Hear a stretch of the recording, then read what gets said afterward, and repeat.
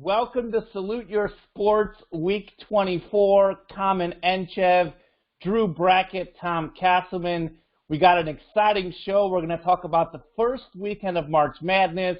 I'm back in my room. We got my lighting fixed. No more basement. No more echo. Got my headphones going. So home studio. Got to love how we do things these days. Guys, before we get into this exciting show, just exciting times. This is some of the best times of the year in March. We'll also talk NBA and NFL as well later in the show. Next week we have our MLB preseason special. But guys, before we get into the specifics, what are your first impressions of March Madness? By the way, I think Tom's got 3 Final Four teams left. I've got 3 teams left. I think Drew has 2 left. So it should be pretty close. I'm currently winning our bracket, but it could still go anyway. As Tom likes to say, I've got outs, is his words. Yeah, well, in a year where everything's kind of been unexpected, we usually come into the March Madness bracket. Everybody has it nice, crisp, and cleaned and fill out, and everybody says to themselves, everybody tells themselves that little lie of this is the one. And this year, more than any other year, we've seen a whole lot more upsets, a whole lot more surprises. Certainly, some were foreseeable. Others were definitely big shockers.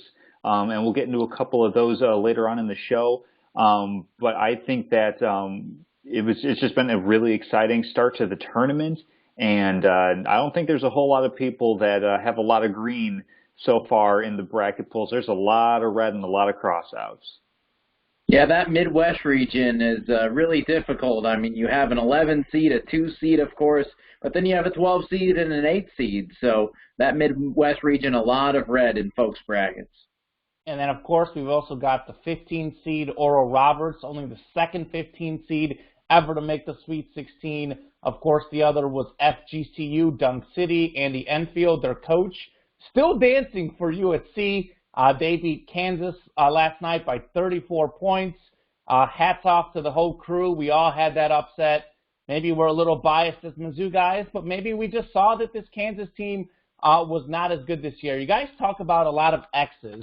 So this bracket, I don't know how well you can tell, but is supposedly one of the top 5 percentile in the country. And as Drew said, you look at this region, a lot of X's. I do like this bottom region, though. That one's going better. But looks a lot cleaner, yeah. A lot cleaner. Nonetheless, I don't think anyone has a good bracket. My bracket is just less bad than other people's brackets. But talking about the upsets, Drew said it on this show. Expect to see more upsets than usual. I feel like we say that every year, but this year it's really come true. I mean, you take a look at this Sweet 16. We've got a 15 seed. We've got 4 teams 11 seeded or lower. We got 2 11 seeds, a 15 seed, a 12 seed. We've got a 6. We've got a 7. We've got an 8. We've got all sorts of upsets, and we had the mighty Big 10 and Big 12. You know, everyone's talking about how good these conferences are, and we've got 1 Big 10 team and 1 Big 12 team left in the Sweet 16. And then you have the Pac-12 on the other side. Everyone dismissed the Pac-12. They just barely had a couple teams fringe top 25 near the bottom there. No one in the top 15 to 20 in the country. Their highest seed was a 5 seed in this tournament. And we've got 4 Pac-12 teams in the Sweet 16, the most of any conference. All 5 teams that made the tournament from the Pac-12 all won their opening games. It's been crazy. Also, big teams like Duke, UNC, Kentucky, and Kansas. None of them are in the Sweet 16 for the first time since 1979. Can you guys guess who matched up in that national title game? In 79? Mm-hmm. Trivia. 1979. Was that Valvano's team? No, you're thinking that was that Indiana State and Michigan State? Very good, Drew Brackett. Nice. Ding, ding, ding. He wins the trivia. That was Magic Johnson and Larry Bird in the national title game. We also had DePaul, who was an independent at the time, and Penn, also as a mid-major, made that Final Four. So that was kind of a crazy Final Four. None of these Blue Bloods are in the Final Four. That's one of my impressions The Big 12 and Big 10 not doing well, as I mentioned. The Pac-12 doing very well. A lot of people didn't see this. And Oregon State, a 12 seed, just barely won this, got in this tournament by winning the conference, and they're in the Sweet 16, and they've beaten a 4 and 5 seed by double digits. I mean, they're cleaning house. I will say this too. Maybe I'll toot my horn a little bit, but I think it comes as no surprise that Illinois is the first 1 seed out of this tournament. I didn't have them in my Final Four, unlike Mr. Castleman over there picking them in the championship. I think you look at Illinois, they had 6 losses entering the tournament. I know they finished strong, but this is a team that lost to our own Mizzou Tigers earlier this season. Look at Gonzaga, 0 losses, Baylor, 2 losses, Michigan, 4 losses. So Illinois had as many losses as the other 3 1 seeds combined. So it was just mind-blowing. People like Jay Billis thought that Illinois was a shoo-in for the Final Four when I really did think that this team was prone. They were vulnerable. But even I didn't expect Loyola to beat them that good. They led wire to wire the whole game. They won by 13 points, and that score was indicative of the game. I like how you're so on board with Loyola when you picked them to win games for the entire tournament. And also a little bit of a misrepresentation on your thoughts on Illinois. You were over the moon with Oklahoma State, so let's not pretend like you thought that they were prone to an upset. You just love somebody a little bit more than that. That was certainly, I don't know about that, Mr. Castleman. That was certainly a bit of a surprising outcome in that game, and we'll talk about it a little bit later on in the show as we get into some of the biggest surprises, some of the best stories, and Cinderella talk later on. But the thing that really showed out, that stood out to me, is that coaching really, really matters a lot. We look at a team like Villanova. They're in the Sweet 16 despite being down. Their starting point guard, Colin Gillespie, and I think their second guard, I forget his name. Coaching matters. Where you have a team like that advancing. Jim Boeheim in Syracuse, exactly. That's a team where the 2-3 zone only works if the players are playing it actively. And through most of the season, Syracuse just wasn't seemed to being they weren't active in playing that zone defense.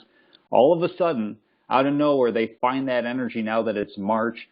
Buddy Boeheim, I think he's shooting at least 50% from 3 in each of the games.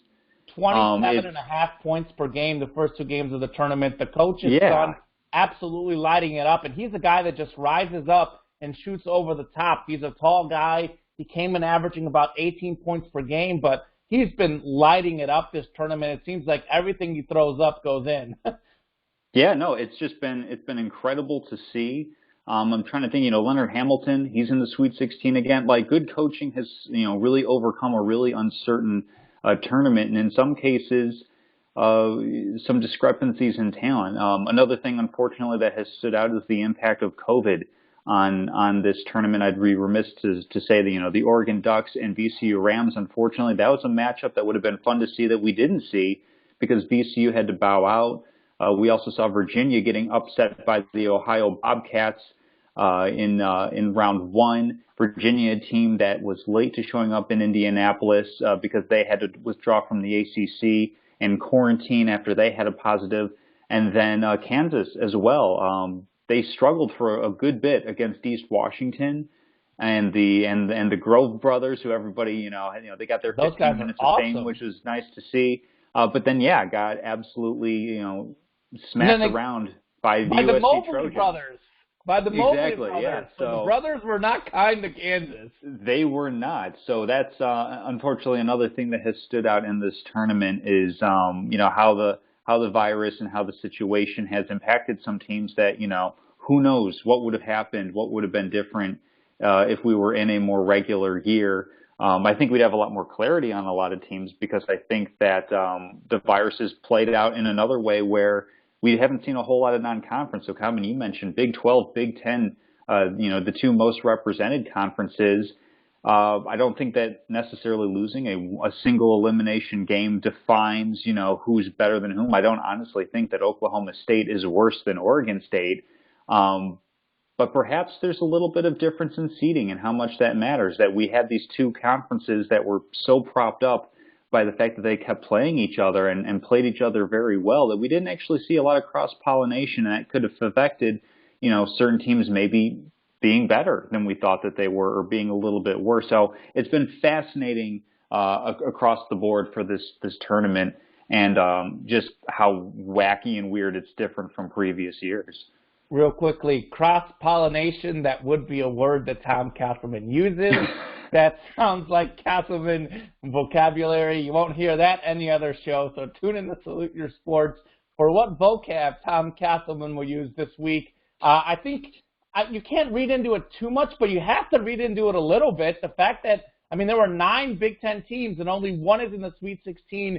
That's your 1 seed, and then you have 7 Big 12 teams. Again, only one in the Sweet 16. I think certainly you can't read all into it, but I think that's what made picking the upsets so hard this year, because I felt like we thought there were more upsets, but we weren't sure where to pick it. So as Tom said, in a smaller pool, go a little more conservative. I did get a few, though. I did have Oregon State, number 12 seed, over Tennessee. I had UCLA as an 11 seed, also winning Syracuse as an 11. But those are kind of more traditional blue blood teams. That's what made it interesting. You had maybe not Oregon State, but the other two teams that typically are better teams were seated lower in the tournament. I do think, though, you look at that USC-Kansas game, certainly USC was completely on fire and Kansas was completely cold. But that, to me, felt more like a 4-5 game where USC probably should have been a 4. Kansas, that had its worst shooting season since 1972, 1973 by field goal percentage, probably should have been a 5. So clearly, I think the Big 12 and Big 10 teams were a little overseeded. The Pac-12 a little underseeded. On a personal cool note, I love to see some of the former guys I did cover in high school shine. Austin Reeves out of Cedar Ridge, Arkansas. Guy was dropping 50 points in the Northeast Arkansas tournament. He lit up Gonzaga. He had like 27 points against them, covered him in high school. Also, as bad as Kansas played, one of the few bright spots was DeJuan Harris, had a career-high 13 points his first game in that tournament. Ironically enough, a kid out of Columbia, Missouri from Rockbridge High School was dominating for Kansas. He actually kind of saved them in that game, providing a spark off the bench. So, it's been good. Before we get into our revised Final Four, Drew, anything that really has stuck out to you? Well, the first round, obviously, the 1 seeds all looked really good, and they all basically cruised. That's something that we don't see very often nowadays, where all 1 seeds are just dominating the 16 seeds. Usually, there's a pretty close game, and usually it's like a 10-point game, but we didn't have that this year. Gonzaga controlled against Norfolk State. Michigan was in control the whole game. Illinois in control the whole game. Baylor in control the whole game. So you're like, okay, 1 seeds are looking good. And then, the next couple of days happened, and we had one lose. One got taken down to the wire. Baylor, looked good against Wisconsin, as did Gonzaga against Oklahoma. Michigan LSU was a close game. So just interesting to see that, in a tournament of upsets, the 1 seeds dominated on the first round. Well, I think what's interesting to see, typically we see these upsets the opening weekend, the Sweet 16. People can probably calm down a little bit. I think certainly Loyola as an 8 seed could make the Final Four because of how that bracket is. But typically the rest of the way, after the opening weekend, we see a lot of the 1 and 2 seeds take over.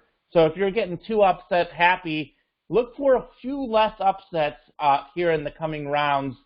Speaking of that, though, we'll go to Tom Castleman. Tom, I think your original Final Four was Gonzaga, Baylor, Illinois, and Alabama, and you had Gonzaga taking down Illinois, I believe. Correct.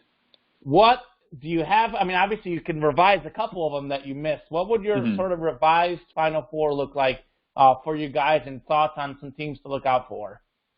Yeah, as far as the revised Final Four, I don't see any reason to change the three regions that I have so far. Alabama looked really strong against Maryland, and again, a bit of a down year for the Big Ten in the tournament, but Maryland's a pretty solid team. I don't think Alabama's going to have too much issue with facing UCLA, and then they've got the winner of the Florida State and Michigan matchup to determine who's going to come out of the region. I think Alabama's more than capable of beating either of those teams. I think it would be a really good game. I think Baylor should pretty much cruise. I'm curious to see if Arkansas will provide a little bit of a speed bump, simply because Arkansas can match them in athleticism, can match them in pace, and can match them on defense. So I think that Arkansas doesn't have the offensive firepower, but I think, maybe on sheer volume, that could be an interesting one. But I still like Baylor out of that region. Gonzaga, just okay. And wait, Tom. So you've already penciled in Arkansas over Oral Roberts. You're not believing in the 15 seed. No, not at all. Not at all. All right. I mean, good for them for getting this far, but part of the reasons that you see these bigger teams, we don't see as many upsets heading into the Sweet 16, is that now all the better teams have a week to prepare. However many days, it's a little bit shorter this year than in years prior, but they all have a week to prepare. They can scout, Sure. They can catch their legs. There's a reason, in addition to just sheer talent, they have a little bit more preparation as opposed to coming quick off of a turnaround between the round of 64 and 32. So those, and then I think out of that Midwest region, I'm going to go with Loyola. This was a team that I really liked all throughout the season. This is a team that I liked in the tournament, and then saw that they got that brutal matchup. I thought, I liked Illinois a lot. I liked Loyola a lot. It was brutal that they had to match up so early in the tournament. And if they were seeded a little bit differently, I would have liked Loyola a lot farther than I had them. And they came out and played pretty much the perfect game against Illinois and really showed how they are a superior team as far as tactician goes with Porter Moser. He's my favorite coach in college basketball, and more on him later. So I really like Loyola coming out of that Midwest region. I don't think that there are any Titans that can stand in their way for them to fall. So it's easy on seed to call Loyola, a Cinderella team making it to the Final Four, but certainly a very dangerous team, and one that the committee undervalued grossly, I think. So I wouldn't be surprised at all to see them on that last weekend. So yeah, I tell you, the Final Four for me, I'm just going to get into it, comment before you go off on Porter Moser. But I think the most interesting region is the East region, where you have a Michigan team against Florida State. Juwan Howard, Leonard Hamilton, the coaches. That should be a dogfight. And then you have UCLA and Alabama. UCLA is red hot right now. You have Nate Oates against Mick Cronin, who's the coach for the Bruins. So that's going to be an interesting region. But yeah, the Gonzaga Bulldogs are rolling. Don't count out Oregon or USC, though. That's going to be a heck of a matchup. And then, Baylor's playing really well right now. You expect them to advance. Arkansas, they should beat Oral Roberts, as you mentioned, Tom. But if that does happen, Baylor and Arkansas is going to be a heck of a game, too. Obviously, Eric Musselman and Scott Drew, great coaches there. And then in the Midwest region, Syracuse and Houston. Houston's a good team, and Syracuse, well coached, a good team as well.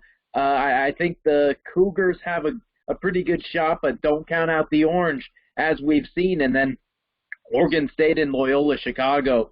I think Loyola Chicago ultimately advances in that one. So the Elite Eight should be good as well, and that'll lead us to the Final Four.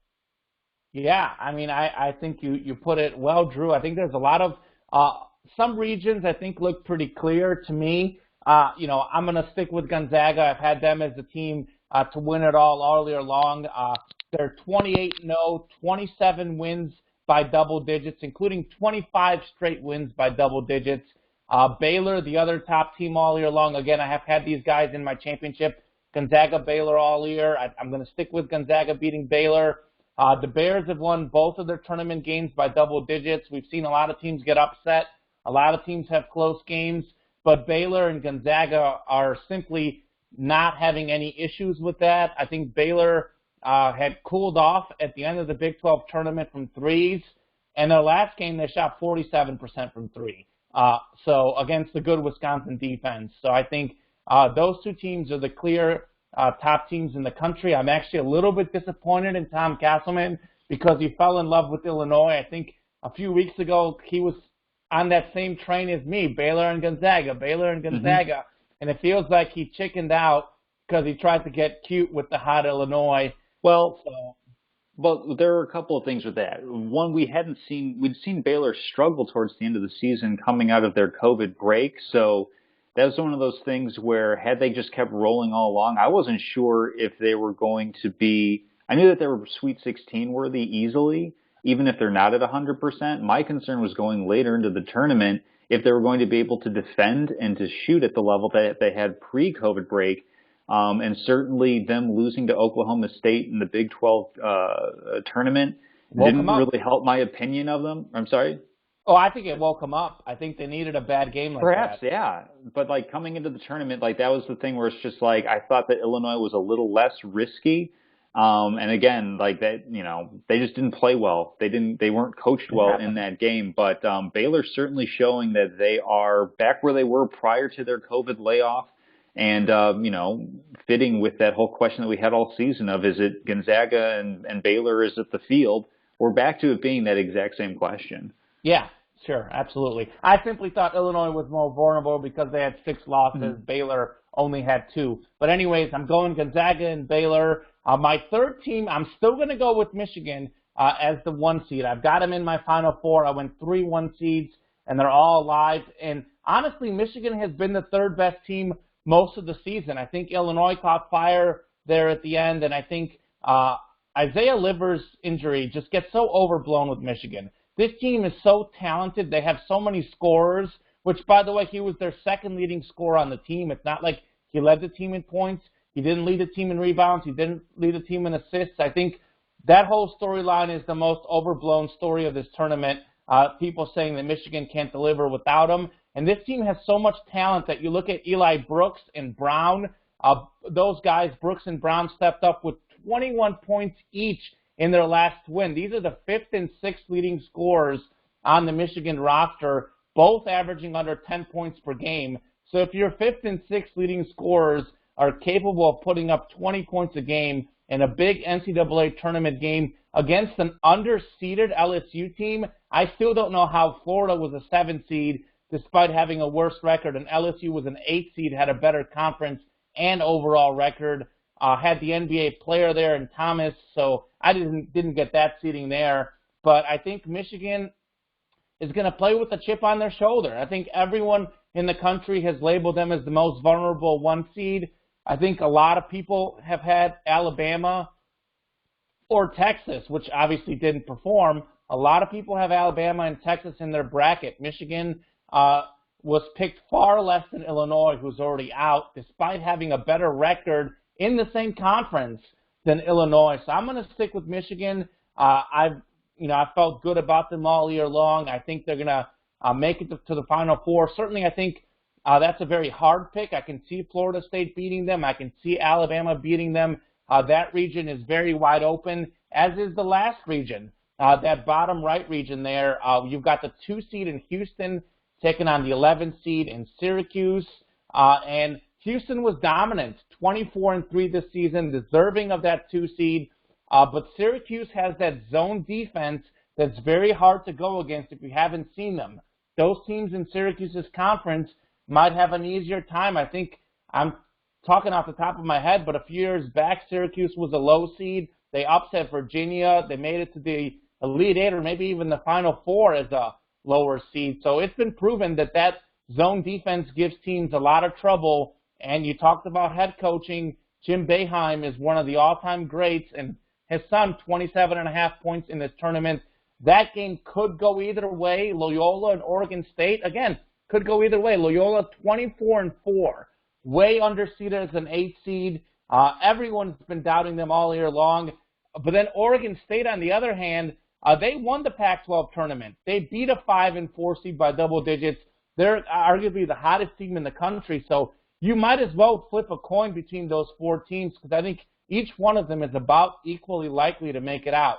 For the sake of making a pick, I am going to go the same way as Tom with Loyola. This is a team that made the Final Four in 2018, and they have a lot of the same key pieces. Porter Moser still the coach, and Cameron Krutwig, their star player, averaged double figures on that 2018 team. So I think he's going to help them, averaging about 15 points per game. Completely shredded Illinois, became a famous meme over the weekend. And this is a team that's hard to guard because they have 6 guys that average between 6.7 points per game and 8.8 points per game. So they've got Krutwig, who's a matchup problem, but then they've got who's their second guy. We don't know. Any other night it could be any guy, so it makes it very hard to prepare for them. And, of course, we have 101-year-old Sister Jean, vaccinated. She's showing up at the games. She's basically the team mascot and possibly some divine inspiration there for Loyola. So, I mean, how can you bet against Sister Jean? So I'm going to go with Gonzaga and Baylor, Michigan, and Loyola. 3 of the 4 I had originally, Loyola being the 4th. And I'm still thinking Gonzaga over Baylor in the championship. It would surprise me if that is not the result that we see. Absolutely, yeah. So we're looking forward to some great games this weekend. It's the Sweet 16 followed by the Elite 8, going Saturday, Sunday for the Sweet 16, Monday and Tuesday for the Elite 8. A little bit different because of COVID this year, but definitely going to be a lot of fun to watch. We've kind of already touched on some of these things, but to your guys' opinions, what have been the biggest surprise of the tournament so far this year? And, if that could coincide with what's the best story. Yeah, I mean, I think it's definitely Oral Roberts, the 15 seed in the Sweet 16. They played a great game against Ohio State and, beat a very good Big Ten team. And they go up against the Florida Gators and win another close game. So Oral Roberts has just been on fire, the 15 seed out of the Summit, I believe. Yeah. So it's been a great story. It's been fun to watch, and just curious, can they keep it up against Arkansas is the question. I think a lot of people will be watching that game, and, can Arkansas make that push? Because if you let Oral Roberts hang around, anything can happen, as we've seen. Yeah, a couple quick notes on Oral Roberts. Obviously, as you said, these guys are clutch. They deliver in the close games. They were a 4 seed entering the Summit League tournament, a 4 seed in the Summit League. They were just 13-10 on the season. They were battle-tested. They lost to our Mizzou Tigers. They also lost to Oklahoma State and a few other big teams. But still 13-10 as a 4 seed in conference. They win the Summit League semis by 2. They win the title game by 3. Then they beat Ohio State by 3 in overtime. Oftentimes the underdog loses the overtime scenario, but they pushed through, much like George Mason did against UConn so many years ago in the tournament. By the way, Kim English, former Mizzou Tiger, now the head coach of George Mason. A good side note there. And then they beat Florida, back to Oral Roberts, again by 3 points. So all these games are exciting. They all go down to the wire. But this is a team that was the 4 seed in their conference, sort of making Tom Castleman eat his words about the conference tournament championships and just how awesome they are and how we should never eliminate the automatic bids in those leagues for winning the conference tournament. And the thing about Oral Roberts, though, is they do have a chance against Arkansas because they've got a dynamic duo. Max Asmus is leading the nation with 24.5 points per game, and Kevin O'Banner at about 19 a game, but he's averaging 29 a game in this NCAA tournament. I don't know if you guys remember the show last week. I sort of hinted at an Oral Roberts upset over Ohio State. The hint of the week. I hinted. It was the hint of the week. It did happen. It also made me upset. I made a last-minute bracket change. I originally had Arkansas in the Elite 8, and at the 11th hour, literally about 11 a.m., 7 minutes before the tournament, I'm like, you know what? I'm going to put Ohio State in. And that one didn't work out so well for me, the last-minute change there. But bracket still looks okay. Oral Roberts is probably the best story, but a few other really good stories. Personally, I'm a man of family. I love family connections, and I'm all aboard the Syracuse hype train. And Jim Boeheim and his son Buddy Boeheim averaging 27.5 points per game in this tournament. It's been really fun to watch him play. I think Loyola beating Illinois in a State of Illinois showdown was really cool to see Loyola pulling out that win. And again, Oregon State as a 12 seed this team wouldn't have been dancing if they didn't win the Pac-12 Conference Tournament Championship, and now they're also in the Sweet 16. So, I mean, a lot of exciting teams and a lot of good storylines. Absolutely. For me, I'm going to go a little bit off the beaten path, so to speak, in terms of, on the court. I'm going to say to be determined with the best story, because we still have a lot of threads a lot of stories that have not yet been written. We have, Gonzaga could be the first undefeated championship since '76 with Indiana. Mm-hmm. We could have Loyola making a deep run into the tournament. Maybe, they complete the true Cinderella story and capture their first title since 1963. That could certainly be something that's on the table. But for me, I'm going to combine biggest surprise and biggest and best story kind of into one thing here, where, how does the NCAA in 2021, where we have all these different social media applications and players are more empowered to speak out than they ever have before. The biggest surprise to me is, how can the NCAA expect to have two completely different situations in terms of amenities for the men's and the women's players, and not expect people to find out about it, not expect somebody to speak up about it? Sedona Prince is certainly been on the forefront of that with her TikTok videos, and other players have spoken out. So that's the most surprising thing that I've kind of gotten out of the tournament. I was completely unaware that there was such a disparity, and unfortunately, in hindsight, it makes sense.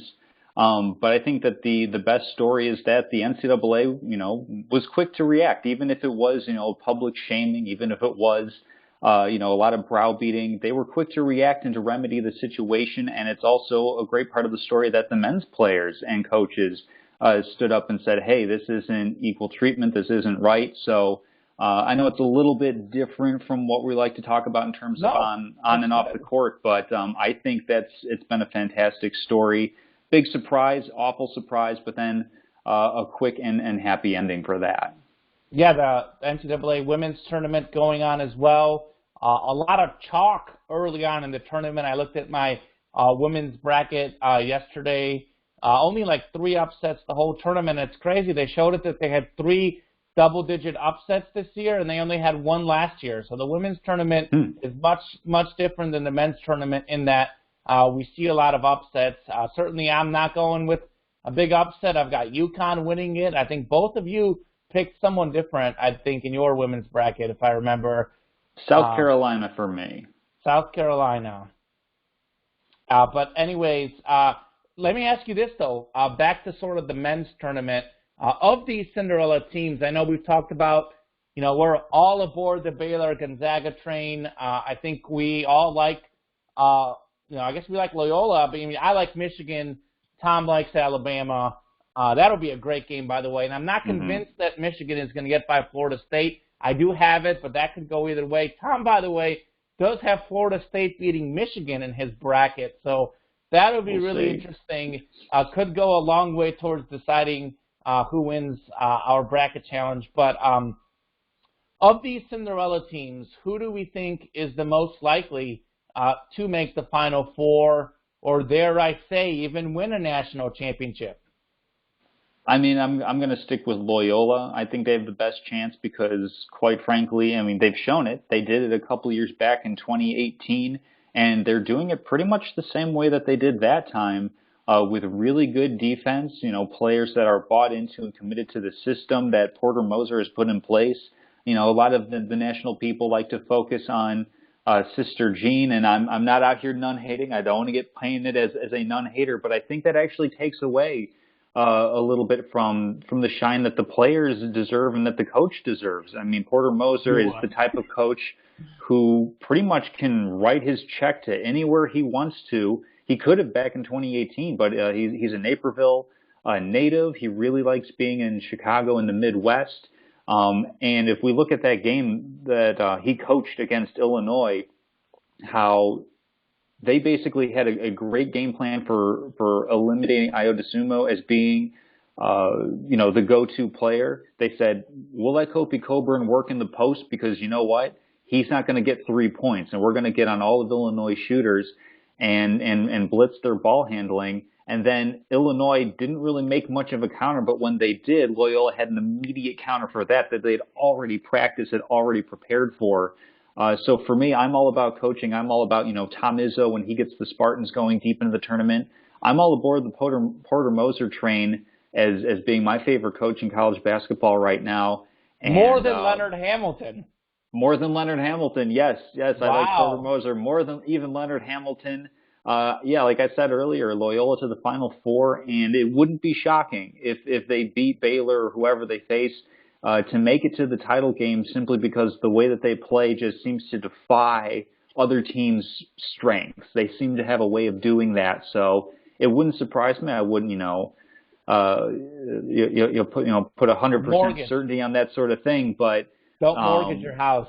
Would not mortgage the house, no. But Loyola, I think, is the team that has the best chance of being a Cinderella really, really deep into this tournament.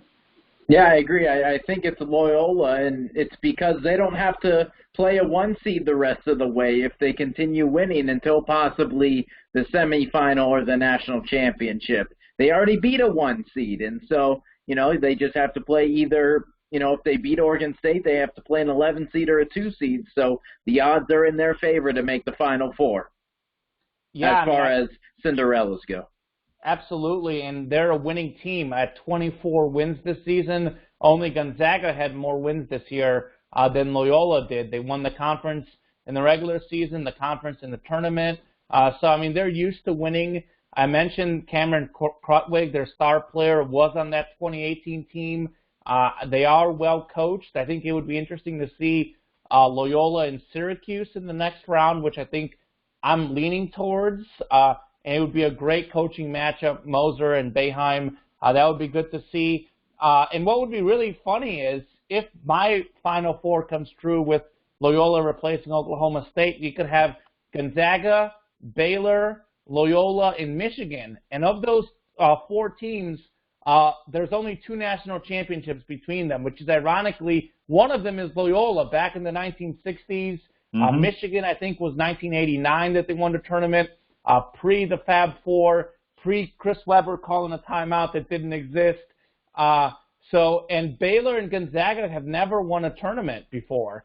So that would be quite a story, and that's like I said, that's what we've seen. And it's part of it is because of COVID. The star freshmen on UNC, Kansas, Duke, Kentucky, they didn't get adjusted well. That's why we had our Mizzou Tigers, our college, get off to a very hot start. It was an absolute fluke, as I knew it was, because I'd covered this team for 2 years.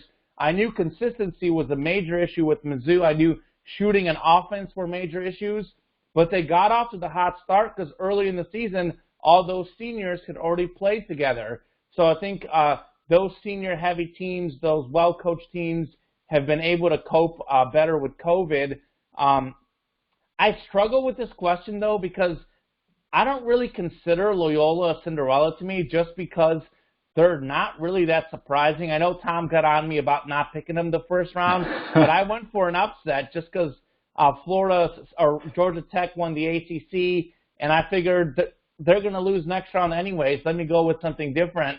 So, I think that game could have gone either way, but I think Loyola's proven a lot of people wrong, and they were in the Final Four very recently with some of the same personnel, and I think Syracuse and UCLA are 11 seeds, but man, I can't look at Syracuse and UCLA as a Cinderella team. So what team is most likely? I guess Oregon State is a Cinderella as a 12. I'd love to see Oral Roberts at least make the Elite Eight, beating Arkansas. That would be historic. And Arkansas is a very up-and-down team. You never know what team's going to show up. So it could happen, but there's a lot of interesting stuff to be said and to be determined. But I do want to ask you guys this question. Tom, would you like to see Porter Moser, and can he possibly develop Loyola? Can he be the next Mark Few at Gonzaga? Because Mark Few has been looked at for head coaching jobs. He's been at Gonzaga for 22 years. Another reason why I want Gonzaga to win, the only thing they're missing is the national championship. Can we have a similar thing in Loyola, sort of a mid-major powerhouse? Can they develop that way if the coach stays there And can they be a national title Final Four contender every year like Gonzaga? Because I think that'd be cool. That would be really cool. I think the answer is, yes. I think he recruits really well. He finds players that, might not necessarily be, the most talented coming out of high school, but are certainly willing to buy into playing defense and the team brand of basketball that he likes to coach.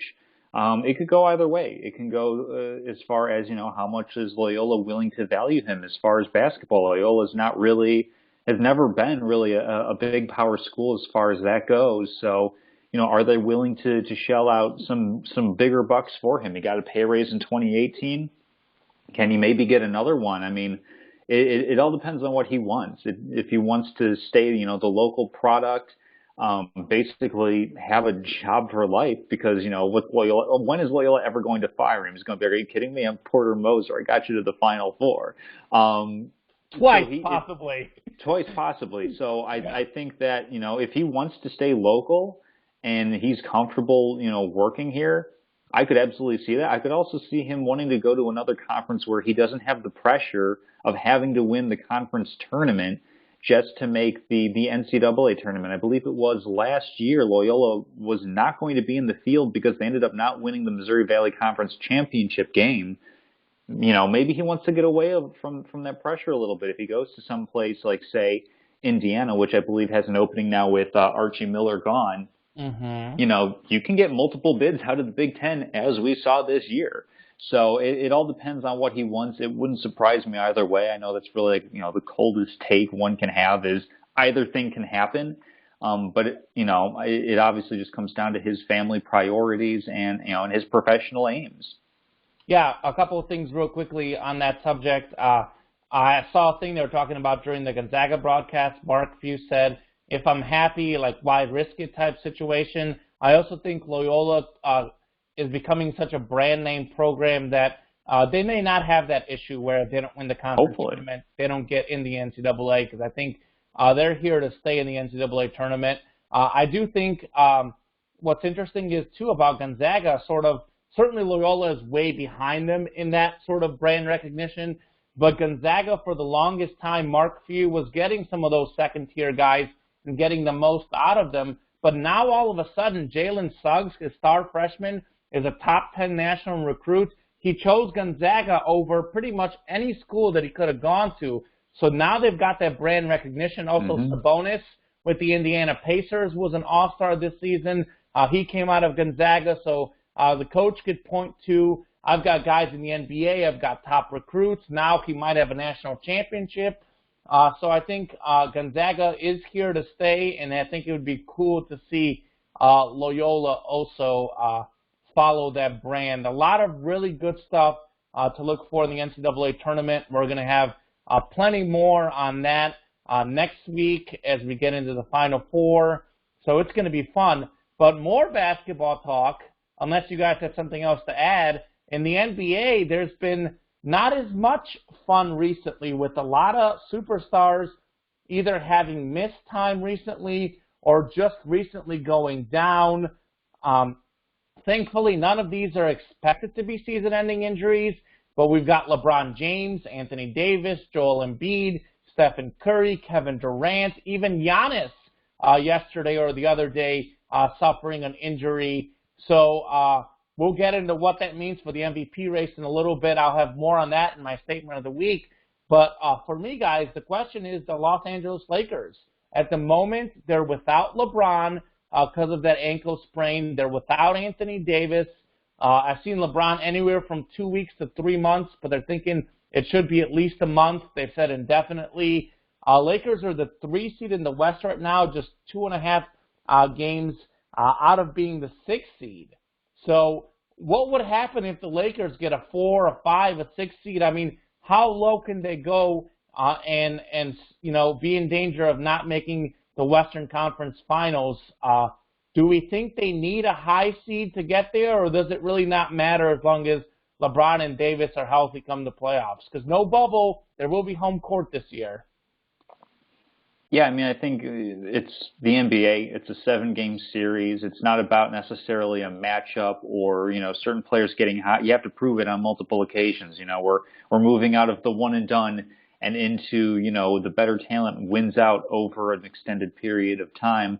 If LeBron James and Anthony Davis are back, and they don't have, anything more than like lingering ankle issues, if they're able to be full go, I think that the Lakers are still a really strong team no matter where they're seated. I think it does become tougher, not so much with home court, but just with the fact that they're going to have to go up against so many tough opponents. Instead of being at the top and facing, whoever wins the 7 and 8 play-in games, which I believe it's the 7 versus the 10 and the 8 versus the 9. Correct. Instead of playing one of those 4 teams that comes out of that, they're going to have to go up against, in a 4-5 matchup or a 3-6 matchup, which gets a little bit more dicey because we're seeing a lot of really strong teams in the West this year. I mean, the Nuggets and the Trailblazers are sitting right around that 5-6 spot. If the Lakers end up falling around there and they have to go to those home courts or they have to play those teams, both of those teams instead of perhaps just one of those teams, that's where we're going to see a little bit of the matchups wear down on the Lakers, I think. So I don't think that they need to have home court advantage. I think it's more about the fact that they're going to be playing, an extra level of team, so to speak, than just grabbing whoever gets into those last couple of spots. Would you take the Lakers or the field to make it to the finals in the West? Assuming LeBron and Davis are healthy. Are healthy? Throw that out there. That's tough. You know which way I'm going. I know which way you're going for sure. Yeah, no, I have no doubt that you're staying strong on your position. Diamond hands, got a hold. I think I'd probably take the field at that point, just because not to disrespect the 7 and 8 seeded teams in the West, whoever they may be, but I think there's a pretty clear line between top 6 and everybody else. So if the Lakers have to face more of those, one of those teams instead of the 7-8. I think that might be enough to say I'll take the field over the Lakers. How about you, Drew? Yeah, it's interesting, with the whole COVID situation and, obviously the crowds aren't there. And so, what's it going to be like come playoff time? Are we going to have bigger crowds at these arenas? How will home court advantage be a thing? Because right now the Lakers are 14-9 at home and 14-6 on the road. So really doesn't matter as far as home court advantage. So I think, they'll make the playoffs. They don't want to slip low, being a 6 seed. But, yeah, I don't know if it matters this year for home court. They're a good team regardless, but you don't have 19, 20,000 fans screaming at you on your opposing team's court. So, I think the Lakers will probably still make it, but I don't think the seeding matters quite as much as previous years.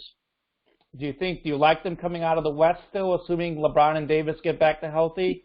Yeah, I mean, if they're 100% healthy, absolutely.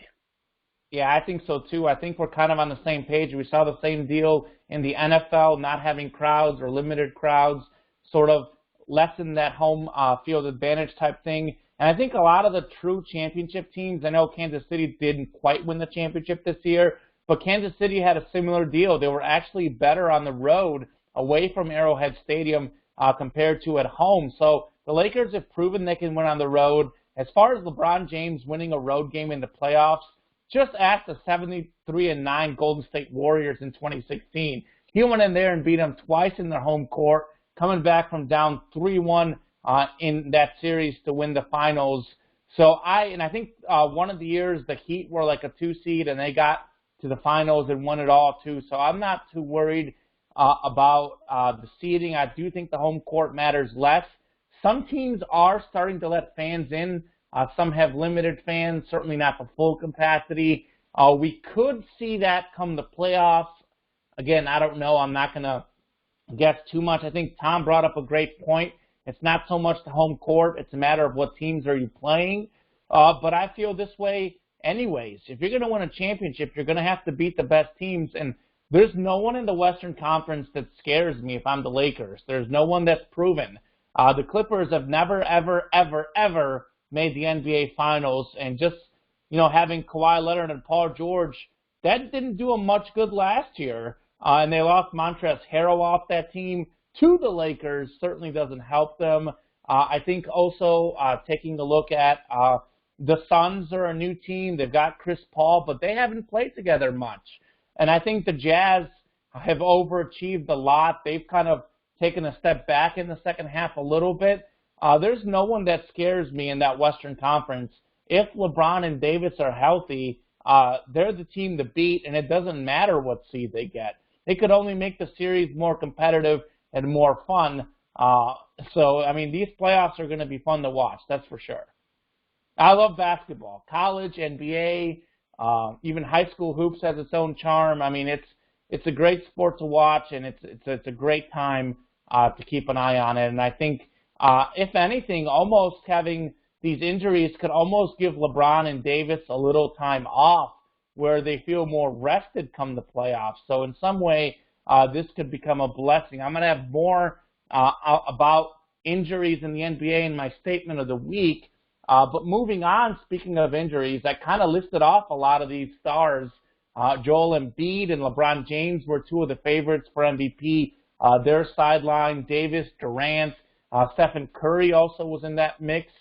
So that leaves Nikola Jokic. He kind of looks like the MVP frontrunner. Same question as the previous one. Would you take Jokic or the field to an MVP? Jokic looking to become the first center since Shaquille O'Neal to win the MVP. Yeah, I mean, Nikola Jokic is almost averaging a triple-double as a center. He's got 27 points and change, 11 rebounds and change, and 8.5 assists per game. It is unreal, the basketball IQ and the amount of touch that he has as a proverbial below-the-rim 7-footer. He is an anomaly. He is a player that is just completely out of this era in terms of what we all look for as the next best, basketball prospects here or abroad.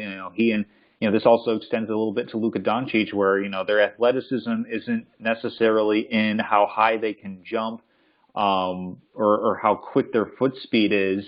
It's a lot more in how they are able to perform and how they're able to play with having a body on them and being able to read that body so that they know exactly the best pass or the best shot to take for themselves.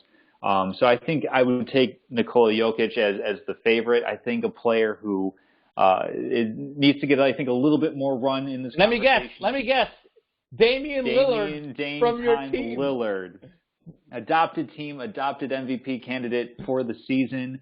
I don't necessarily know how we define the term clutch. I like to think of it as, you are who you are in the hot moments. You don't wilt. You don't necessarily get better than what you are. But if we look at his time in clutch minutes, which is the final 5 minutes of a game with a point differential of 5 points or fewer, he's shooting 59% from the field, 49% from three-point range, 100% from the foul line. So he's getting it done on a team that is competing for that middle of the Western Conference playoff bracket without C.J. McCollum for much of the year, without Jusuf Nurkic for much of the year, a couple of their best players. So I think he definitely should be getting a little bit more run in the conversation. I think on pure volume, Nikola Jokic is just going to run away with this award now that we have, unfortunately, a lot more injuries. But, I still have a spot in my heart for Damian Lillard of Weber State. Yeah, I think you got to give it to Jokic, though. Because part of the game is not getting injured, right? I know there are freak injuries, and I know that injuries are accidents most of the time, but you got to give credit to someone who stay healthy throughout the season, and the guy's almost averaging, as you mentioned, a triple-double, and I know the Nuggets aren't in first place, but hey, they're a playoff team, and with everybody else getting injured, I think you just defaulted to Mr. Jokic. Yeah, I think the Nuggets kind of creeping into that 5-6 seed. They're now 8 games over 500. I think does help his case a lot because a few weeks ago when we did our midseason award special, they were right at 500. They were right at that 8 seed. But now they've taken a step forward. We've seen Mizzou's Michael Porter Jr. is playing great the last month. We've also seen Murray get hot from 3. He's been playing well this season, but he wasn't playing as well as the playoffs. But now the last month, he's playing better. Jokic might be the leading candidate even if everybody was healthy. Obviously, you guys know that I think LeBron James is always the MVP. but if he does miss considerable time, that has to count against him. And Tom mentioned some of the stats. Jokic averaging 27 points, 11 rebounds, 8.5 assists, but he's shooting 57% from the field, 42.5 from three, 86.6% from the free throw line, and he is defying everything because he is literally one of the least athletic players in the National Basketball Association. And actually, I don't know if you guys watch NBA TV. I watch NBA TV, and they show, I think, the Nuggets broadcast in some games, and they kind of like make a big deal about it every time he dunks because he doesn't dunk very often. So it's just, they kind of make fun of him when he dunks. It's kind of funny. So I do think Damian Lillard has to be in the discussion. As Tom said, he's averaging about 30 points a game. But Jokic actually averages more assists than Lillard as a center compared to a shooting guard there. And I do think C.J. McCollum coming back is going to hurt Lillard's numbers a little bit. I think those 30 points, Lillard's not quite as efficient as Jokic was, and not having McCollum and Jokic there kind of lifted his stats up a little bit. McCollum did recently come back. He's looked good for the Blazers, so it kind of helps them as a team, but maybe hurts Lillard's chances a little bit. I think Doncic, who I think entered the season as the favorite, is certainly in the discussion. He's nearly averaging a triple-double as well. But the Mavericks are right around 500, so that'll hurt his case. I think James Harden has to be looked at as MVP. He's putting up also nearly a triple-double, and he's putting up some really efficient statistics since joining a net. But ultimately, I think Harden's won the award before. He still has Kyrie Irving there, Kevin Durant when he gets back. So it's kind of hard to even say he's the most valuable on his team, let alone the NBA. So I would say those guys are out. Giannis, it looks like his injury might be minor, but there's just no way that he's going to win this award 3 times. I mean, he's got to average like 40 points and 20 rebounds to win 3 in a row. So I think Jokic is going to be the MVP, and I think it's exciting to see because we've gotten so obsessed with the guards. Let's give the big men some love. And I think prior to his injury, Joel Embiid was probably the second leading MVP candidate behind him. So it is cool to see the big guys step out and shoot the 3 like those guys do. But still, it's also cool to see Jokic and Embiid get down there in the post. And it's kind of what I talked about last year on our show. Analytics, are important. We love the 3-point shot, but there is something. If you do something well, if you've got a big guy who can get you 2 points right near the basket, might as well throw it down there because a free 2 points is much easier than a potential 3 that could be missed. So I think I love that mix. My favorite is the mix of analytics, but also doing what you're good at, which is what Jokic excels at because he does shoot 3-pointers, but he doesn't get too 3-heavy to the point where he's efficient and also gets it done down low. So I think Jokic is going to win the MVP. I think it's going to be a historic season, and I think it's going to kind of give a little bit more love to the big men going forward in the years to come. But speaking of exciting news, big stuff, NFL free agency, contract Castleman, it's all off to an exciting start. Guys, what are some of the biggest moves, biggest things we've seen, winners and losers, whether that be players or teams? What's kind of stuck out in the NFL free agency so far? Because there's a lot of movement. A lot of things have happened.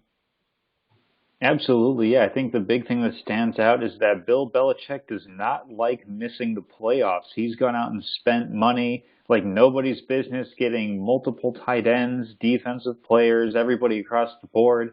Of course, it's not all going to run smoothly until they get the quarterback situation resolved. I think that Cam Newton is stopgap at best.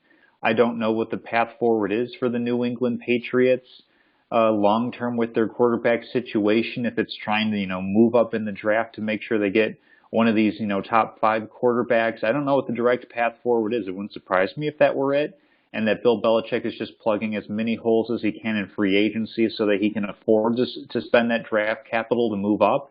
Actually, now that I'm saying that aloud, it makes more and more sense to me that that's the overarching plan for the New England Patriots. But until they get the quarterback situation solved, they can have a lot of nice players, but you really need the quarterback to go far. And then basically it's just there's a lot of veterans out on the market because with the coronavirus, with a limited attendance at best for NFL teams, the cap actually went down this year pretty significantly. So we've seen a lot of players lose out by getting cut by their teams. I think the Bears, I'm going to keep it short, are big losers for the decisions that they've been making. Signing Andy Dalton, I think, is a marginal upgrade at best at their quarterback situation, and it ended up costing them probably a top 5 cornerback in Kyle Fuller, a Pro Bowler, All Pro, really good, all around really good locker room guy as well. So that's disappointing. Have to count Kenny Galladay as a winner, getting a 4-year, $72 million deal from New York after coming off a season where he played in 5 or 6 games. So he's a big winner as well. What do you think, Drew? Yeah, I think obviously Galladay's a winner, as Tom mentioned, a good deal there, and the Giants got some upgrades at the wide receiver position.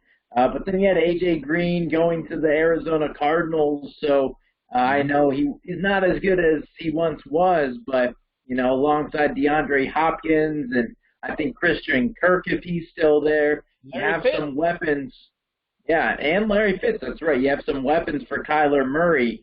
But, yeah, the Patriots I don't know what day it was last week, but just felt like they signed everybody, and it was just the Patriots' day. And so they're just really reloading or I guess rebuilding, would be the better word, to try and make them more competitive than they were last year. So they're also a big winner. And I think the Rams signed Deshaun Jackson to a 1-year deal. So they have that deep thread, and, Matthew Stafford. Yeah, if he stays healthy. But, Matt Stafford throwing the ball to him, that'll be fun to watch for sure. Yeah, you kind of hit it right on the head. You kind of transitioned for me. You love the transition. So thank you very much, Mr. Brackett, helping me out. I think Matthew Stafford is the big winner if we're talking individually during this free agent period. I guess he was a trade, so I don't know if that counts as free agency, but I'm just going to give it to Matthew Stafford because he went from arguably the worst franchise in the NFL, the Detroit Lions, just a horrific team, didn't get him enough weapons, didn't have a running game, didn't have a defense. He was asked to do all sorts of stuff. Now all of a sudden he's going to get to live in Los Angeles. The weather is going to be nicer. The city is going to be nicer. He's going to be playing for arguably the team in the league with the best defense. So all of a sudden he was asked, like it was all on his shoulders, go win us a game, Matt. All of a sudden he has a lot more margin for error. He's got a better coach there with McVay. I mean, McVay's over there smiling. He's like, I have to deal with Jared Goff. Now I get Matthew Stafford. Man, this is good. This is good. Better targets also with the Rams. So I think Stafford is the individual winner. Team winners, you guys hit on it. The Patriots getting Hunter Henry as a tight end. They added another tight end too. Nelson Aguilar, a receiver, the threat they needed. Kendrick Bourne, also another receiver. So they're getting the offensive targets they need. Jury's still out on Cam Newton. I don't think he's the long-term solution, but I think Cam Newton is still a lot better than the numbers showed last year because he didn't have anyone to throw to. I think that's what Tom Brady saw, the writing on the wall there. And the Patriots also got a lot of defensive players. They got a lot of offensive linemen, defensive linemen. They also had guys out because of COVID last season. They're going to come back. So, I mean, do you guys think they're a playoff team next year? Because I think they're probably going to make the playoffs next year. Yeah, sure. Maybe. We'll see. Yeah, I think they can do it. So I think the Patriots are big winners, but ironically, Tom Brady and the Bucs also are big winners, getting Brady signed to a 1-year extension. They restructured his deal to help the team more finance-friendly. Shaquille Barrett, a beast linebacker, they got him back. Rob Gronkowski is back at tight end. They franchise tagged Chris Godwin. I think that helps them. So the Buccaneers are definitely a contender again for the Super Bowl this next season. Tom, I'll be a little bit brief since you kind of covered it, but the Bears losing Kyle Fuller is a huge loss. The cornerback, you can make a case for it arguably being the most important position in the NFL these days because of how much the offense is passed, and you lose an all-pro cornerback, and they wanted him for less money. They tried to offer him less money. Where did that money go? Well, part of it was COVID. Part of it was Andy Dalton. So I don't know that upgrading from Dalton to Foles is really much better. When you lose Kyle Fuller, they did franchise tag Allen Robinson, but still would have loved to see them get a deal for him there.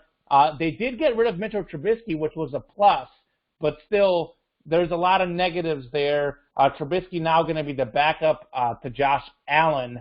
That'll be fun to see. I think the Steelers, they got Juju Smith-Schuster back, Ben Roethlisberger coming back on a player or team-friendly deal. Look out for those guys. But I think there's a lot more to go, and I'm not going to get into too much of it. Maybe, Tom, you're talking about it later. The whole Deshaun Watson sex allegation scandal. I don't know what that could potentially mean for his free agency and even playing future. And I think we still have to see for sure what's going to happen with Russell Wilson. So we'll keep it tuned for plenty of more NFL free agency in the weeks to come.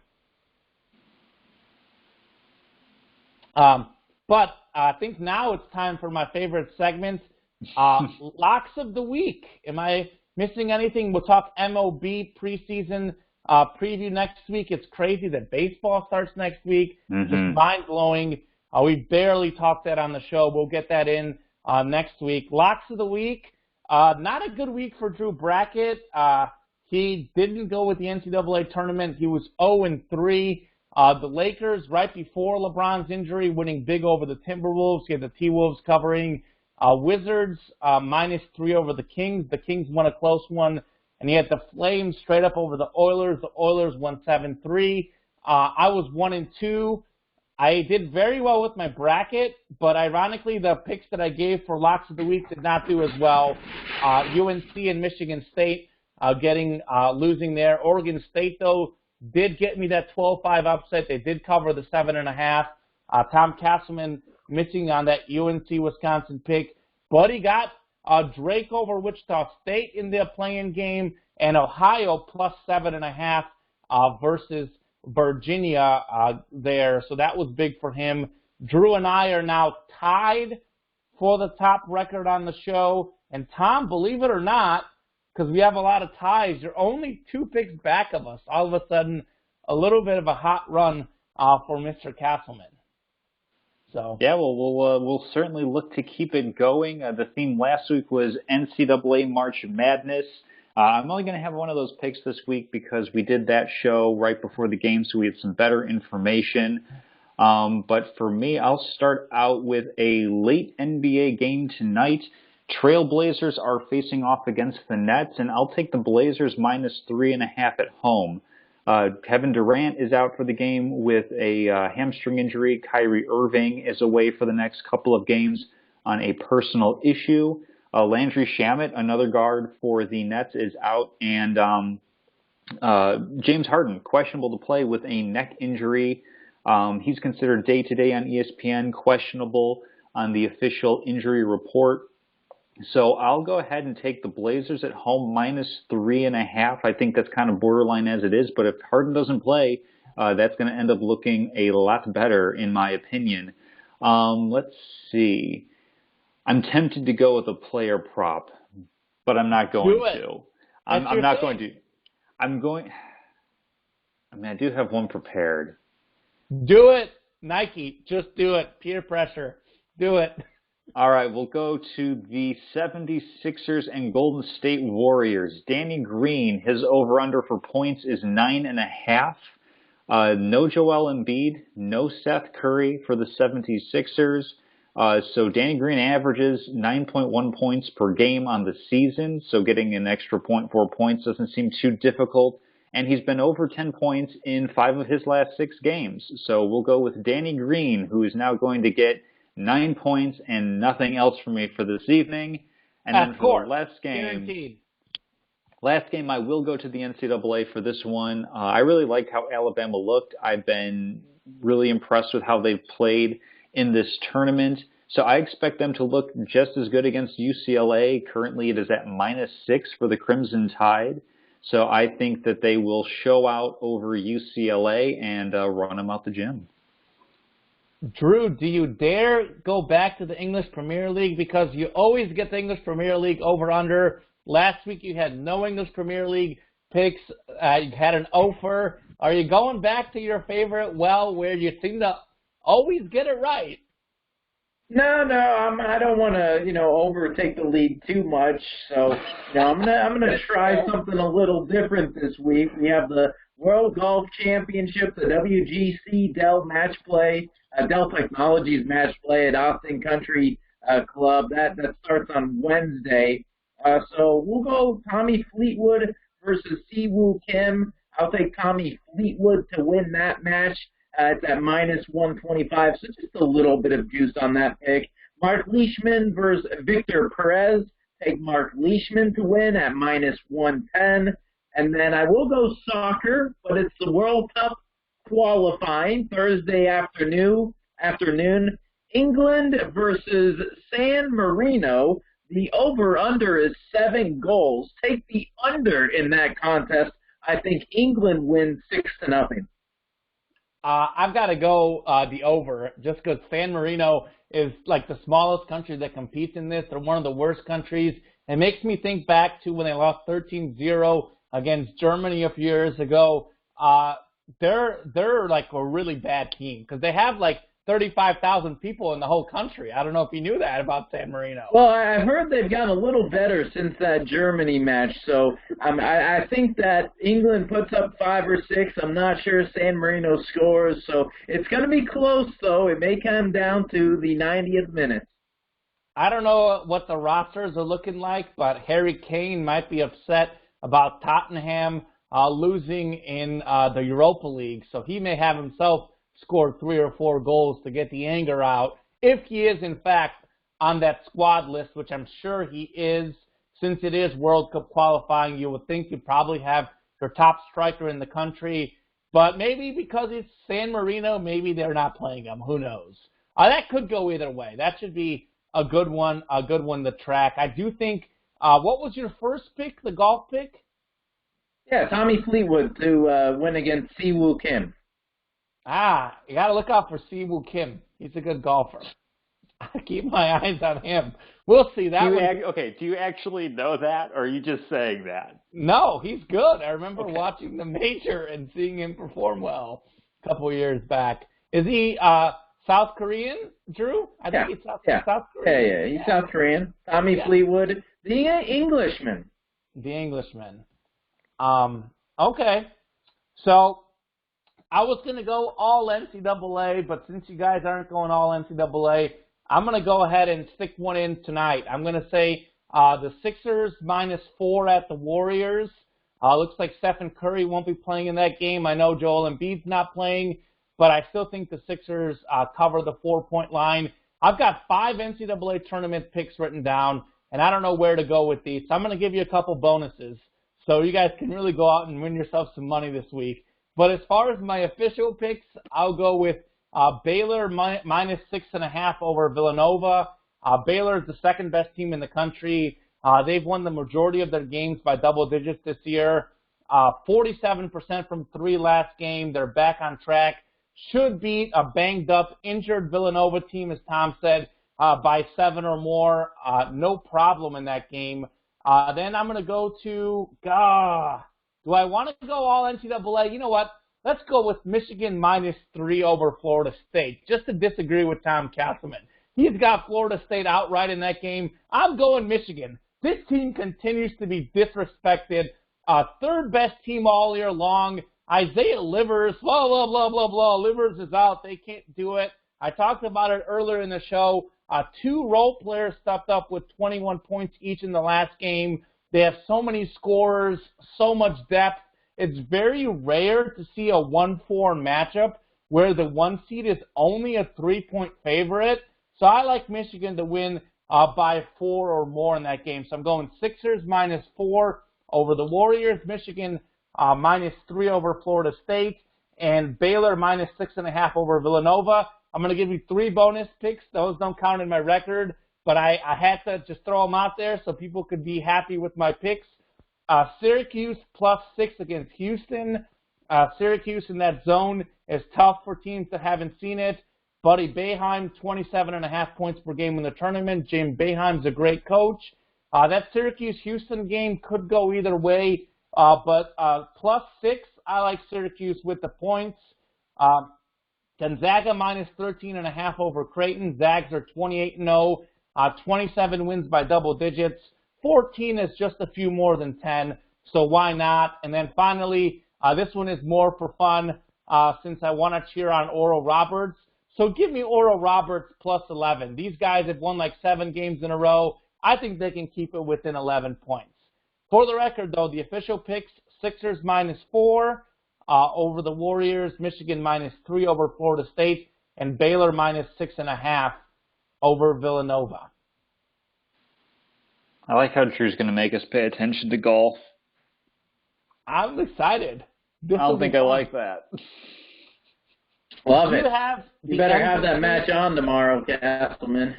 Do you have? Oh, I will. Do you know the NBC Sports Predictor app? Have you guys ever heard of that? No. Not really, no. So it's basically like Fox Bet Super 6. They offer free betting, and it's kind of like long shots. You got to predict X amount of things, and if you win like an X amount of prize, but almost never does someone win. It's free of charge. It's just for fun, and they have a lot of golf tournaments in there. So it made me think of that app because I play the golf like one-on-one type deal, which golfer will finish higher, and I did pretty good a couple weeks ago. I think you got to go 10 for 10 and pick the champion in order to actually win money. So I think I went like 8 for 10, which is not bad. I didn't have the champion. I think I picked Rory McIlroy to win. He didn't win. But I do think he won his match. So that makes me think of that, the golf head-to-head. Drew Brackett, of course, is the golf guy on our show. He enjoys the golf.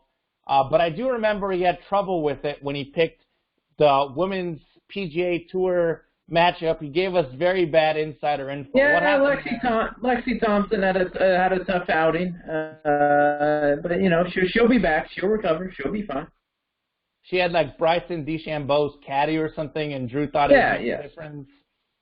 Didn't work so much. So take it with a grain of salt. Ironically, I'm like the big soccer fan, and I follow soccer very closely. But I think my soccer picks for locks of the week haven't gone as well as they should. And when you only bet, 4 Barcelona and 4 Bayern Munich, it's not always going to work out for you. It works out like half the time. But compared to the 80% that Drew gets at English Premier League, it makes me look bad. And he doesn't even know any of the players in the games he picks. He's like, I'm going to go to English Second Division Soccer League. I don't even know how to pronounce a team's name. Leicester City of the Premier League, it's Leicester City. And he still got it right. So, of course. And it's always the under. It's never the over. He always bets the under. No. It's soccer. They don't score goals in soccer. They do in the Bundesliga. Hey, England will score some goals whenever they play. When did I say that was? Thursday afternoon. Yeah, they'll score some goals in that contest, but it's just 6. My homeland, Bulgaria, I believe, is playing Switzerland, I think, in European qualifying, if I looked at the bracket. Yeah, I mean, there probably won't be any goals in that game either, but I think that was like 2.5, so I wanted to go with some buffer on the over-under of 7. Well, Bulgaria's defense does struggle. I don't know if you know that. And Jordan Shaqiri in Switzerland could be some trouble. I just love talking soccer. I just get excited. So. Well, that's like a 1-0 contest, maybe 1-1 at best. Okay. All right. Well, I'm looking forward to Locks of the Week. I'm hoping to surpass Drew Brackett, get rid of this outright tie, and take the lead. I had the lead most of the season. I hit a cold stretch. Drew hit a hot stretch. You've had it for about the last 3 or 4 weeks. So I think this could be hopefully my time. We will find out. And Tom Castleman all of a sudden is doing much better. I wonder if he's getting insider advice from somewhere. I don't know where he's picking these picks.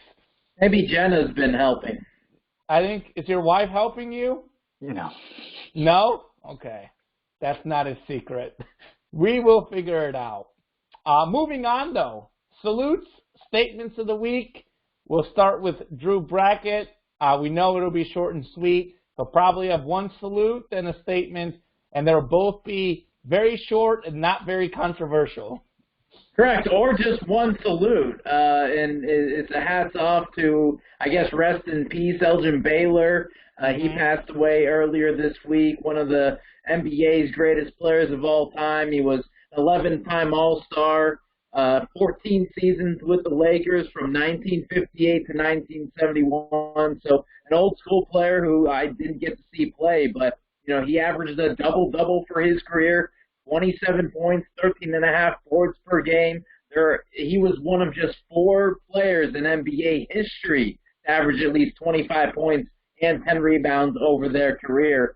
But yeah, rest in peace to one of the greatest Lakers of all time, Elgin Baylor. And, I think he's known for, just being a superstar in that era. What's crazy about the Lakers, if you look at the all-time greatest players, it is insane just how many Lakers you have. Because you look at a guy like Elgin Baylor, you talked about the accolades. Certainly I would have liked to see a higher field goal percentage from him, but he is undoubtedly one of the all-time great players, and he might not be top 5 Laker ever. I mean, you look at Magic. You have Magic, you have Shaq. Kareem, Wilt, Shaq, Jerry West, the most underrated NBA player of all time. Are you kidding me? He's the logo, and then Kobe Bryant, of course. James Worthy. James Worthy's not as good as Elgin Baylor, though. Wilt Chamberlain, I don't know how much you count him as a Laker because he was on it he played in the latter part of his career as a Laker. And then obviously LeBron James, kind of the same deal, playing in his latter part of his career. It is crazy how many all-time great Lakers there truly have been over the years. Tom, what do you have? I'm going to go with a little bit of an NCAA March Madness theme. It's a little bit late considering that we're now out of the first round and after the play-in games, but my statement of the week is that the NCAA should absolutely stop making the 16 seed a play-in game in 2 of the regions for the bracket. These are small schools that worked hard all season and won their conference tournaments to make it into the big dance. They should just outright be in the field of 64. We don't really need to have them as exhibition games, in part because guess what? I don't really watch those exhibition games. It's the team that's going to go up against a 1 seed, and except for one time in the NCAA's history, they're going to get beat down by the number 1 seed. So I think that the 16 seeded teams shouldn't have to have a play-in game. They should be seeded as they are. If you want to have additional play-in games, just make all 4 of the 11 seeds a play-in game to get into the tournament. Usually the teams that are kind of on the bubble are, highly qualified mid-majors that missed out on winning a single bid from their conference, and then, middling major teams that simply underachieved or haven't achieved enough to win an outright bid themselves. So make the 11 seed game a play-in like we saw with UCLA and Michigan State, Drake and Wichita State, both really, really enjoyable games to see. Add 2 more of those right before the tournament starts, a little bit of an appetizer to whet the palate for the tournament coming up. So I think that kind of solves the problem of teams like this year, Louisville or St. Louis or Colorado State, who's, had a little bit of a gripe for getting into the tournament. Just give a couple extra playing games to those teams instead of making teams that earned it, even though they're smaller schools. They should be in, and then give those opportunities to the major and mid-major teams at large. Tom, first off, I completely agree. I don't know if I even like the playing games to begin with, but if we make them all 11 seeds, that would be fun to see. Side note, what is your favorite appetizer? I would like to know that question. Oh, my favorite appetizer?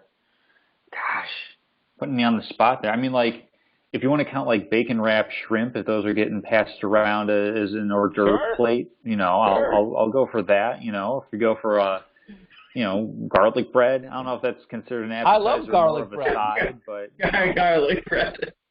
those are a couple of my good. go-tos. Yeah, I mean, I guess that's more of a side, isn't it? It depends. Yeah, it depends on. I guess all how these could smoothie be is like. sides, though. Right. What about you, Drew? I mean, I was thinking like a good dip of some sort, like an artichoke dip or spinach dip. But I mean, obviously, you got wings or what was the stuff? Potato skins from the Heidelberg in Columbia, Missouri. Sign me Sure. up. Mozzarella sticks, fried cheese. I mean, Yeah, easy to make, right? Cheese. Even I make paninis with cheese. Yeah, cheese is great. I agree. Yeah, I can't remember all the Heidelberg appetizers. Those were all good. You could probably remember more than me. I remember the potato skins. What else did we have there? Marty's wings. Tell them about your wings. Tell them about your Marty's wings. The dry rubs. The dry rubbed fried wing is fantastic there. And then you've got two options with the potato skins. You've got the cheddar and bacon ones, and then you've got the ones that have, I think it's mozzarella, green onion, and ham or something like that. Which one I was better? a late adopter to those. I enjoyed those more. Okay, really? Mm-hmm. I'm not sure. I think I got the ravioli a lot. Ravioli? Oh, yeah, I forgot they did that. Fried ravioli, oh, yeah. Buy one, get one free happy hour. Castleman takes his to-go bag and goes out about his life. Just not after Mizzou football games, because, we wouldn't want to have people getting too much food from those. How did we not have Tom in on this with us, Common? We went there quite a bit, if I recall correctly. We went there. We've been there with Tom. We went there for Tom's birthday a few years ago. Okay. Yeah. I think it was 2015 when we all went back to college to celebrate his birthday weekend. That's right. He got a White Russian, right? Of course. That's his go-to drink. That's his go-to drink. Better they make it than I do. Yeah. Yeah. Castleman I don't remember the beer prices, though, at the Berg. I can't remember their special. It was probably like a $3 Bud Light or something. It was pretty reasonable from what I recall. Yeah, I'm not sure. But a lot of good food you can get at the Heidelberg. We will have to make a trip. Maybe I will at least make a trip this summer. Things are looking okay. I, of course, lived in Columbia, Missouri up until last summer, so that's always home for us. Unfortunately, the Mizzou Tigers letting down the fan base. I think Tom and I both had Mizzou losing, though, and I think Drew actually picked Mizzou winning in his bracket, which was surprising because usually Drew is the anti-Mizzou guy. The only time Drew went for Mizzou was the year that they were a 2-seed in the NCAA tournament. I think he picked them to win the whole thing, and then they lost in the first game. I mean, that was just a brutal year. Besides the fact that I picked them, I mean, I was so excited. We were all so excited. I think it was junior year. It was junior year. Yeah, I remember, I was board hopping that game at KCOU, and it was a bummer just to hear that loss. They never went on a run, and Norfolk State got the win, and everybody was sad. I think we might have went to the Berg after that. But I just remember, it was 2 hours later, and we're watching ESPN or games, and all of a sudden Duke lost to Lehigh, so everybody started talking about that. Yeah, two 2 seeds going down. We've had 9 now in tournament history with Oral Roberts' win. Real quickly on that Mizzou memory, I had a broadcast 2-shift for class. I pitched the story idea that I would go talk to local restaurants about how much business is booming with the Mizzou Tigers. Everyone I talked to said they're going to win it all. This was for the 10 o'clock newscast. Lo and behold, I did all this work and Mizzou lost. So they changed my story to a sort of fan reaction to how sad everyone was. And I had girls crying in the bar. Oh, it was something else. So you had to go reshoot? Yeah, I had to reshoot. Oh, wow. I never got back to the station because, like a good journalist, I was going to get fan reactions to everyone. And you were hanging out. The Mizzou win, and I was hanging out watching the game. It was my excuse to do work and watch the game both. So I was waiting for fan reactions celebrating the win. Instead, I got tears and the heartbreak, which is Mizzou sports, by the way. I don't know if you guys follow the WNIT, the women's NIT. Mizzou blew a 17-point lead in their opening game losing that one, a heartbreaker. I think it was Fresno State or something like that. So typical. Which bar did you go to? I went to several business establishments. I went to business establishments. Okay. No, I went to bars. It was Bengals and Big 12 that I went to. Oh, okay. But Big 12 is where I ended up doing all my stuff because everything that I used at Bengals was unusable. It didn't fit my story. So That's incredible. It was all basically Big 12, and it was really sad because, like, sometimes contacting bars for a story can be hard. And the Bengals, like, owner of the Bengals Bar and Grill, which is now closed, unfortunately, she was the nicest lady ever. She was so nice. And I was going to put her on TV, and it just didn't happen. But is the Big 12 still there, or is it now the SEC? Just curious. No, it's called the Campus. Well done. Oh, okay. But I call it Big 12. So that's well done, Castleman. It went over his head. He's got the corny jokes. That's Mr. Castleman for you. Anyways. You didn't pick up on it, though. I'm not as clever as Castleman, okay? You know this. Okay. You know this. Tom Castleman is the resident smart guy in our show. At least smart Alec. That makes sense. Smart Alec, yeah. I know I got a better ACT score than Drew, but we won't get into that. Oh, my God. I don't even remember my own ACT score. Who knows? We're not going to get into the thing that I just mentioned out of left field for no reason. We're not going to get into it. But back to sports. My statement of the week, the NBA rushed back too soon to start the season. It's led to a lot of injuries. We talked about it, LeBron, Curry, KD, Davis, Giannis, a lot of these guys going down. Some of it is more of a coincidence, but I think some of it is rushing guys back. I mean, you look at LeBron and Davis themselves, they played deeper in the season than anyone else. Jimmy Butler was also out earlier this season, a guy that also played in the NBA Finals. I know they did it to grab the money right away type deal because the salary, as Contract Castleman will tell you, they lost money due to COVID. But I think losing a little bit of money is worth your league's brand, and I think it could pay off in the long term to have your stars playing and to possibly get more fans in the stands. If they waited to push back even longer, they could have had more fans in the stands, and they could have done it where they gradually phased it into its normal season in 3 to 4 years. Maybe each year start a week earlier, a week later type thing until you get back to that October schedule. So I think it's very hard for the league to have so many of its superstars down right now, and that's where you lose a lot of casual fans like Drew Brackett, people who wait till the NBA playoffs to really tune in regularly. Well, even me, a diehard basketball fan, am I going to watch a Bucks basketball game without Giannis or a Lakers game without LeBron and Anthony Davis? No, I'm not tuning in for that. So I think the NBA got it wrong with starting the season so quickly. Well, because they started it, like, right at Christmas, right? Yeah, and part of the article that I read is that they pump in a lot of money to their Christmas Day advertising, so they didn't want to lose the Christmas Day schedule. I think was opening night, I think, was Christmas Day exactly. Yes. Mm-hmm. It's the only game and it's really the only game in town. I mean, I don't think – does the NFL play on Christmas? I don't think so. They don't, but they did this year. The Saints and Vikings played one game this year. Mm-hmm. But normally they don't. Yeah, I mean, it's all about the TV revenue. I mean, like, we can talk about, like, fans in the stands and what that does for teams, but really, you know, the big hitters are, you know, TNT saying, like, hey, where are our Thursday night games? You know, we need to get this product on the road, and there's billions of dollars tied up in that, let alone, you know, I'm sure that their popularity is taking a hit in China, but, you know, they love the NBA in China. That's where a lot of the league's revenue comes from. So it's unfortunate. I think that's why we see a lot of players resting and taking the days off. And I know that leads to like another point of contention about, you know, should they rest, should they not rest? It's just like, it's a really, really tough place. There's no solution for any of it.